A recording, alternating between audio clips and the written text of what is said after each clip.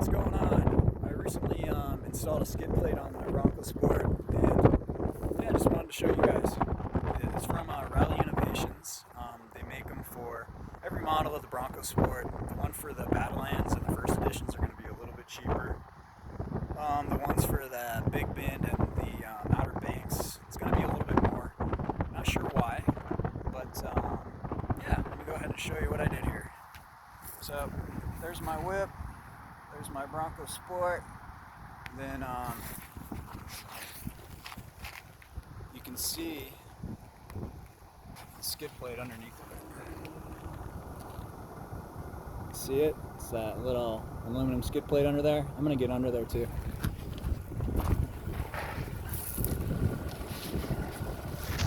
Alright, so that's the start of it, right? And then it goes all the way down there.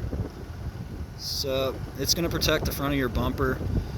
If you have a nudge bar too, it'll protect the top. The nudge bar will. It comes with the 4 of these little steel aluminum bolts, hex nuts. And then it's going to wrap, if you guys can see it, pretty far back under the undercarriage. So it protects all the debris and rocks from hitting the bottom of your car. And yeah, I'm really happy. I got the powder coated one. So got a black Bronco, so it just looks a little bit better. More, I would say more aesthetic with the color choice I had. Then I saw that Rough Country also has some step-ups for the Bronco. Rock rails, rock slides, step-ups, same thing. Yeah, I went ahead and installed those over the weekend too. That was not a plug and play like the skid plate, not whatsoever. But yeah, happy with the turnout. Makes it look pretty cool. Here, just go back a little bit. But yeah, I'll show you the toughest part. So the rear of the skid plate was by far the toughest part. The fabric that, so happens, or whatever the hell they have it in there, it's supposed to somewhat like protect the under part of your car. But that fabric, you had to pull all those plugs out to put the under connectors underneath of it, and then you had to put the fabric over the top of it, which is super odd because that fabric's just going to rip. So let me show you what I'm talking about here. So there is the rock rail, and then so you see these little, where is it at? See these? So that's what you're going to pop out to put in these bolts, and they're little screw bolts or circular bolts that kind of wrap under the vehicle. So this part was tough. You see that fabric?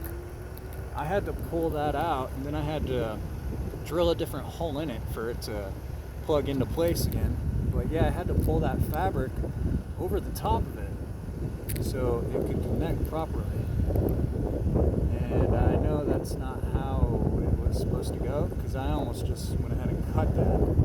So there's definitely some kind of flaw putting these rock rails in on Bronco Sports. But that is the back connector. That was the most difficult part that I had to kind of like modify. The middle one was cake. Just do the same thing.